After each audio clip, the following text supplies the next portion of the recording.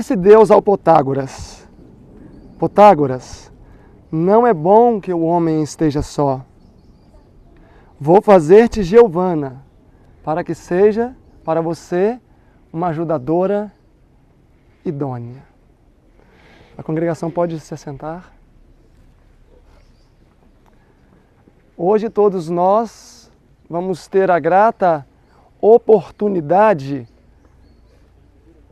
de testemunhar a perpetuação de um dos dois legados que Adão levou consigo para além dos portais do Éden: o casamento.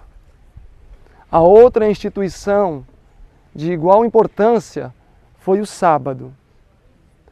E hoje esses dois jovens decidiram, de maneira pública, demonstrar para vocês aquilo que eles já decidiram há algum tempo.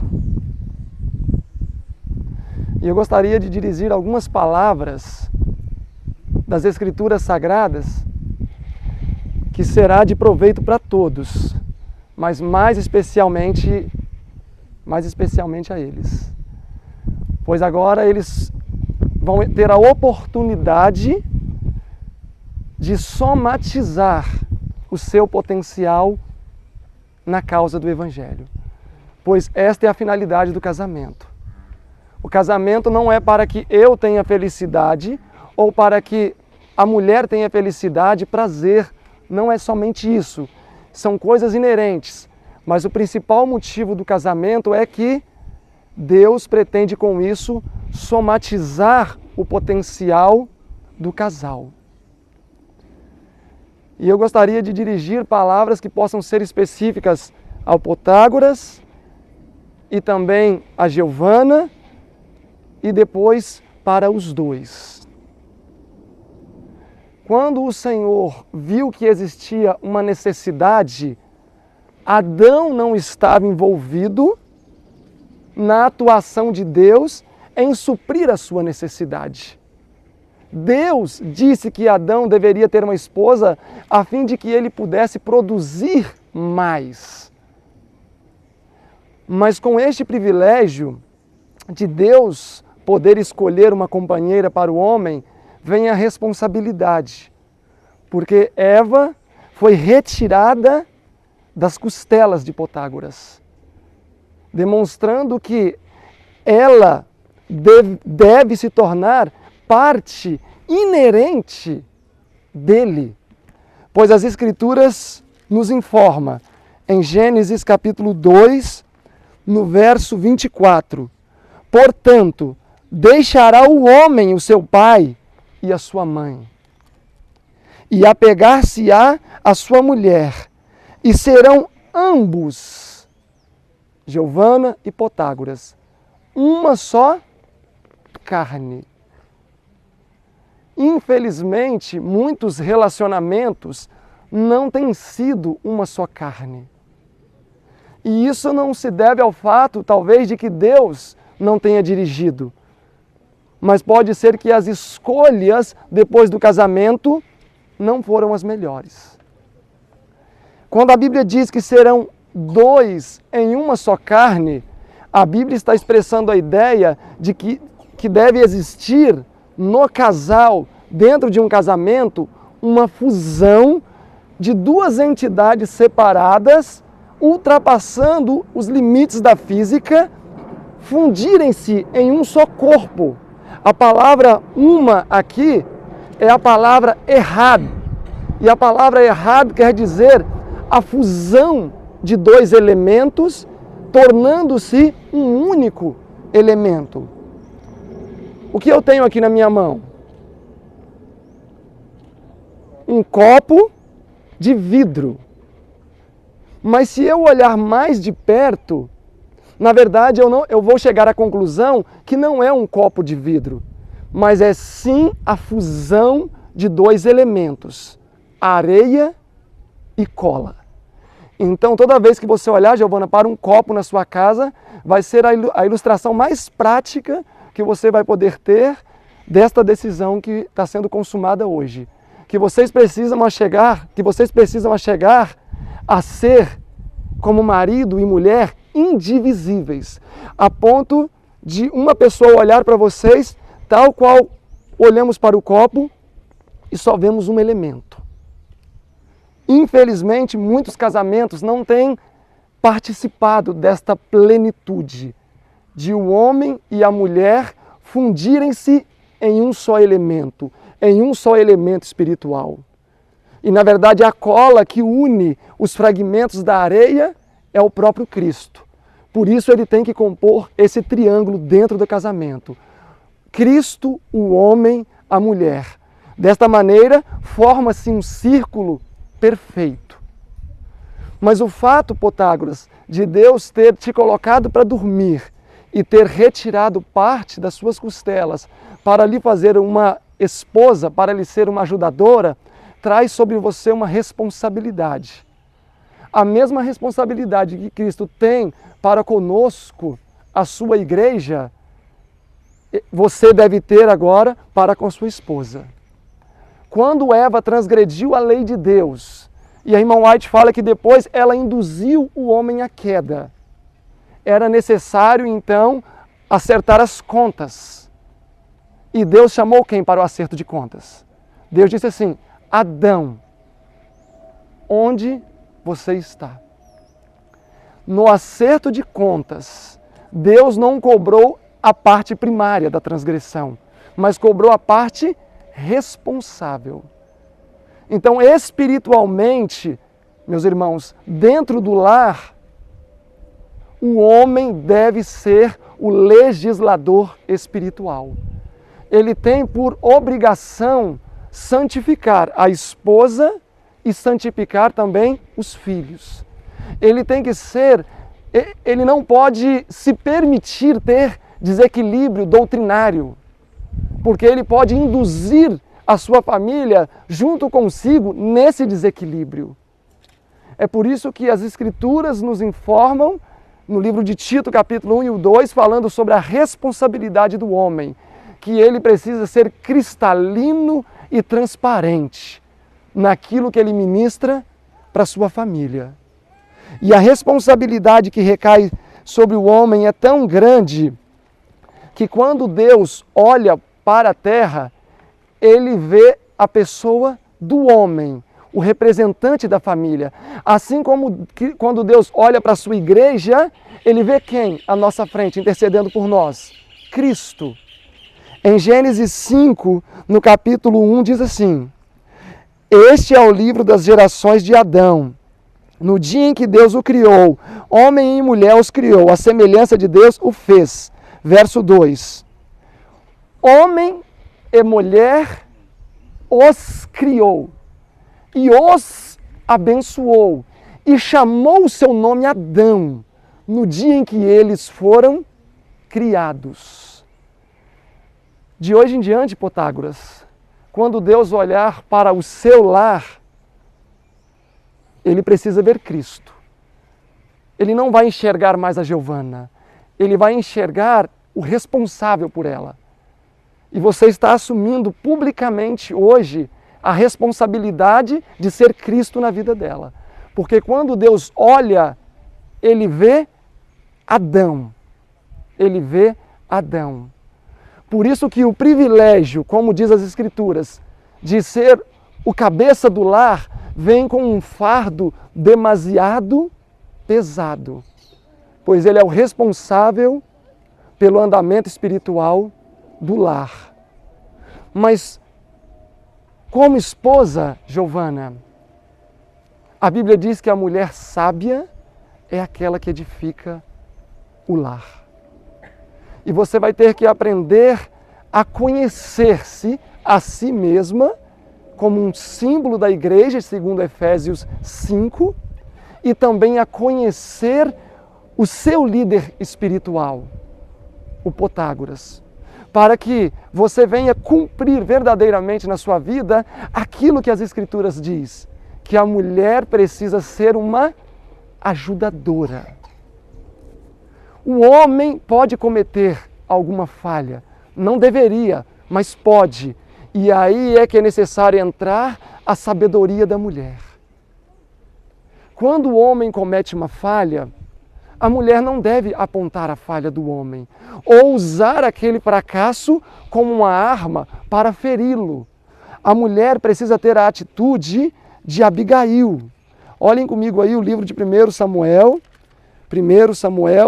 capítulo 25. Nabal cometeu terrível crime contra Davi. Foi muito rude com Davi em troca da gentileza que Davi tinha feito por ele. Quando Davi precisou de ajuda, foi recusado. Isso suscitou as mais fortes iras e as mais baixas emoções de Davi. De maneira que ele disse: eu vou ir até a casa de Nabal, vou eliminar todo mundo, mulheres, crianças, homens, vou eliminar todo mundo. Abigail não sabia que Nabal havia destratado Davi. Quando ela soube disso, a sua primeira atitude foi interceder por seu marido, que segundo a Bíblia, segundo o capítulo 25 de Samuel, diz que ele era um homem duro nas suas obras e maligno. Ele era duro nas suas obras e maligno. Mas mesmo assim, Abigail colocou-se a caminho do irado Davi para interceder pelo seu marido. E ela disse as seguintes palavras para Davi, no capítulo 25 de 1 Samuel, no verso 24. E Abigail lançou-se aos pés de Davi e disse: Davi, Senhor meu, caia sobre mim a culpa de Nabal. Ela não apontou para Nabal. Ela não falou, ele merece, afinal é um homem maligno, ele maltrata a todos os que estão ao seu redor. Não, ela intercedeu por ele. Ela expôs-se ao perigo e uma morte prematura, porque Davi estava a caminho ainda, ela saiu ao encontro de Davi para interceder pelo seu marido. E o verso 28 ela continua dizendo: Davi, perdoa, pois, a tua serva esta transgressão. Nabal havia transgredido. Então, se algum dia acontecer de o Protágoras falhar em alguma coisa com você, se lembre que não é uma falha de caráter que é o penhor para se dissolver um casamento ou gerar-se conflitos. Se lembre que com certeza ele é muito melhor do que Nabal, porque todos nós conhecemos e sabemos que ele não é maligno e de obras malignas. Então você vai conseguir acalentar o seu coração e mesmo assim permanecer como a igreja de Cristo, sob os seus cuidados. E agora eu quero fazer a terceira menção, que vai comportar os dois, que está aqui no livro de 2 aos Coríntios, capítulo 5. Talvez seja a parte mais difícil para se praticar dentro de um casamento. A reconciliação. Ele erra. Quem deve buscar a reconciliação? Ela erra. Quem deve buscar a reconciliação? De antemão eu já posso dizer para vocês, o mais maduro sempre precisa sacrificar. Quantas vezes? 70 vezes 7. Então o mais maduro necessita sacrificar. Agora, o ministério da reconciliação, talvez nós ainda não saibamos, mas a reconciliação, segundo as Escrituras Sagradas, é um ministério que Deus outorgou para o homem e para a mulher como um meio de facilitar a nossa vida, trazendo reconciliação. Segundo aos Coríntios, capítulo 5, verso 18, diz assim: e tudo isto provém de Deus, que nos reconciliou consigo mesmo por meio de Jesus Cristo. E nos deu o ministério da reconciliação. Todos nós, meus irmãos, todos nós aqui presentes, quando Jesus morreu na cruz, nos reconciliou com o Pai, Ele nos deu também o ministério da reconciliação. Não só entre marido e mulher, mas entre pai, filhos, pai, irmãos de igreja, vizinhos. Este é um ministério que nós temos e que muitas vezes é passado por alto, é negligenciado, que é justamente o ministério que nos foi dado pelo nosso Senhor Jesus Cristo da reconciliação. Verso 19, isto é, Deus estava em Cristo reconciliando consigo o mundo. Aí talvez agora vocês pudessem perguntar, como Deus reconciliou consigo o mundo? Não lhe imputando os seus pecados.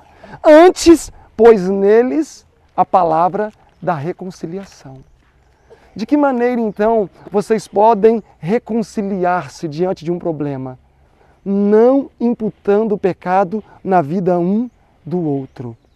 Muitas vezes pode-se resolver um problema, chegar-se a uma resolução adequada, sem precisar mencionar a falha.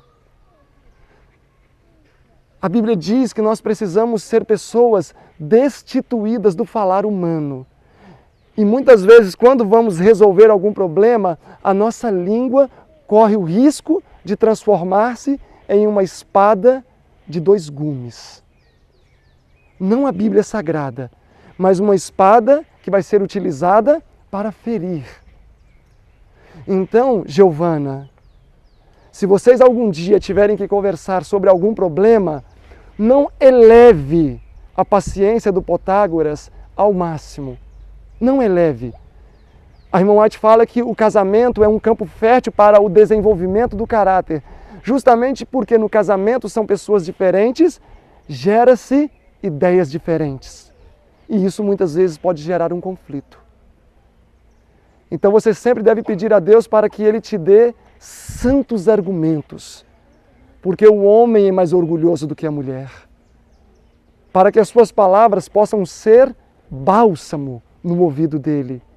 Quando Abigail concluiu a sua entrevista com Davi, aquele Davi, com gosto de sangue na boca, ele disse assim, Abigail, bendito seja o teu conselho. Bendito seja a tua admoestação. Estas palavras você precisa arrancar dos lábios do Protágoras. Exatamente essas. Mas em contrapartida, Protágoras, você não deve privá-la de sua necessidade básica, que é o amor, se o seu desempenho, em alguns momentos, não atingir a sua expectativa. Pois Cristo ama sua igreja independentemente do nosso desempenho. Se nós somos bem-sucedidos como igreja, Ele ama. Se nós fracassamos como igreja, Ele segue amando. Com uma diferença, quanto maior for a debilidade da igreja, maior é o amor de Cristo. Quanto mais você perceber que ela tem deixado a desejar para a sua expectativa, é um sinal que você deve amá-la ainda mais. Assim como Cristo nos tem amado. A Bíblia diz que quando uma pessoa toma a decisão pública de se unir em um casamento, eles estão sendo chamados para pregar o Evangelho em testemunho. Pois quando 2 pessoas se unem, elas passam a entender coisas e experimentar coisas celestiais que uma pessoa solteira não tem condições. Porque isso excede a experiência pessoal de uma pessoa. Não que agora vocês devam ficar preocupados, não podemos errar. Não, esta não deve ser a nossa preocupação. Mas sim, qual preocupação deve ter? Qual qualidade de testemunho eu estou dando como casal? Quem tem sido o centro da nossa casa? Eu sei que nos primeiros meses e talvez anos vai ser um deleite vocês sacrificarem tempos, cada um sacrificando o seu tempo, para estudarem e orarem juntos. Mas vocês têm um arquivilão, um terrível inimigo, Em alguns momentos é amigo, mas em alguns momentos é inimigo, chamado o tempo. E eu gostaria de concluir dizendo o seguinte para vocês: não permita que a ação do tempo venha a obscurecer o brilho do amor que vocês mantêm hoje. Não permita isso acontecer. Não permita que a novidade do casamento venha a se desvanecer com a ação do tempo. A irmã White fala que o casamento é o início do amor e não o fim. Infelizmente, em muitos casos tem sido ao contrário. O casamento tem sido o início do fim, não o início do progresso. Que os santos anjos nas cortes celestiais possam comprazer-se na presença de vocês e no lar de vocês. São os sinceros votos que eu faço para vocês dois. Com amor eterno eu te amei, com amor eterno eu te amei, por isso com benignidade te atraí,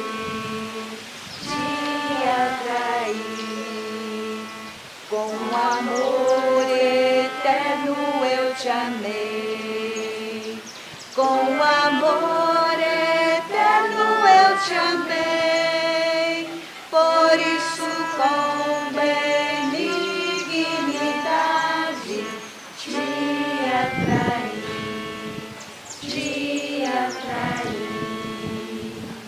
com amor eterno eu te amei, com amor eterno eu te amei, por isso com benignidade te atraí.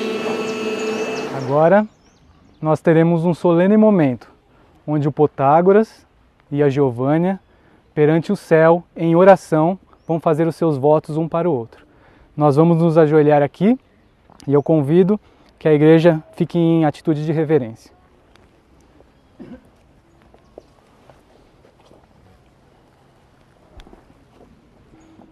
Amado Pai, que habita nos céus, como naquele dia no Éden os dois casais estavam junto ao Senhor e prometeram perante o Senhor, eu estou aqui perante o Senhor.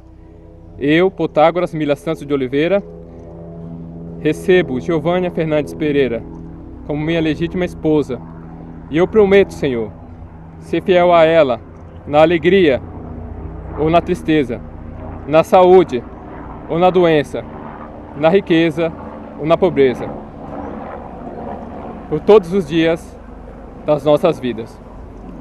Amém. Amém. Amado Pai, grandioso Deus, te louvamos, Pai amado, pois até aqui o Senhor proveu em nossas vidas. E te pedimos, ó Pai, a tua bênção. Senhor, te agradecemos por tudo. Eu, Giovânia Fernandes Pereira, recebo, Pai, a tua bênção, a tua graça e teu esposo na minha vida, o Protágoras Milha Santos de Oliveira, e prometo, Senhor, perante a ti, que serei fiel. Serei uma ajudadora, ó Pai, auxiliadora, seja na pobreza, na riqueza, nas dificuldades, nas alegrias. Capacita-nos, ó Pai, em nome de Cristo Jesus. Amém. Amém.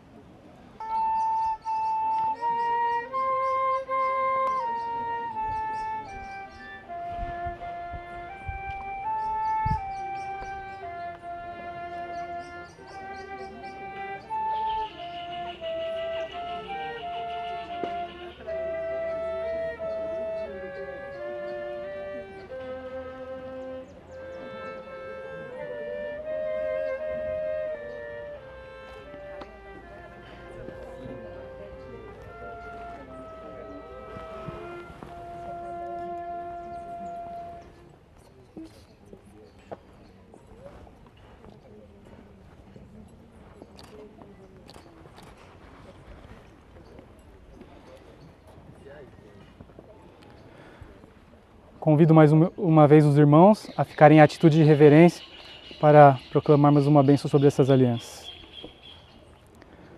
Santo e bondoso Deus, aqui estamos, Senhor, perante esta igreja, perante o céu, perante o universo. Amém, meu Deus. E aqui temos um símbolo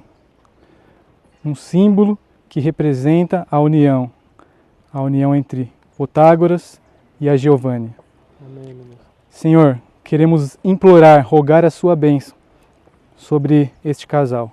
Amém, meu Deus. Que assim como a aliança é um círculo e ela não tem princípio e não tem fim, que assim seja esse casamento. Amém, meu Deus. Que ele inicie e termine, se não for pela morte ou seja pela ocasião por volta de Jesus. Por favor, venha abençoar esse relacionamento, Senhor. Amém. Em nome e por amor do seu Filho amado Jesus. Amém.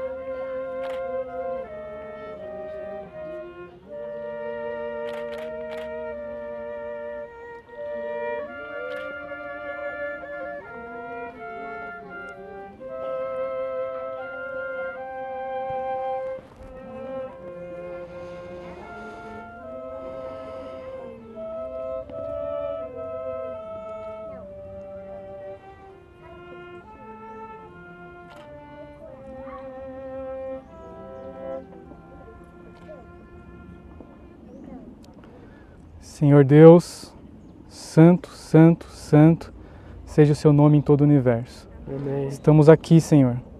Mais um casal está sendo formado para a sua honra e sua glória. Abençoe individualmente e juntos, Pai, que eles possam formar uma família para testemunhar do Senhor, que permaneçam fiéis uns aos outros, que sejam companheiros, que recebam as bênçãos vindas dos céus a cada dia e que juntos permaneçam até o fim, enfrentando todas as dificuldades, mas tendo fé que o Senhor estará junto com eles. Amém. Abençoe este casal. São as bênçãos que te pedimos e agradecemos, em nome e por amor do seu Filho amado Jesus. Amém. Amém.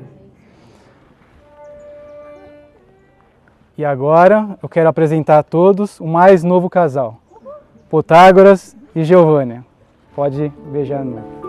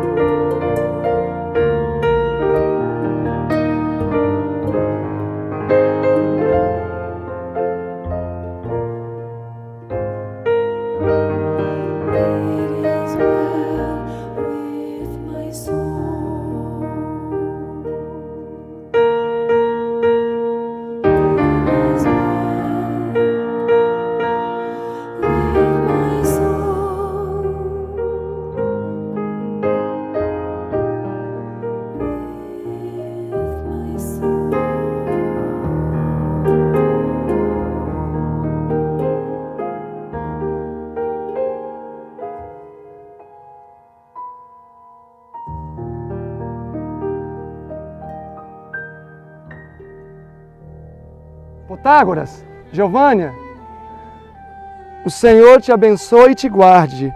O Senhor faça resplandecer o seu rosto sobre ti e tenha misericórdia de ti. O Senhor sobre ti levante o teu rosto e vos dê a paz.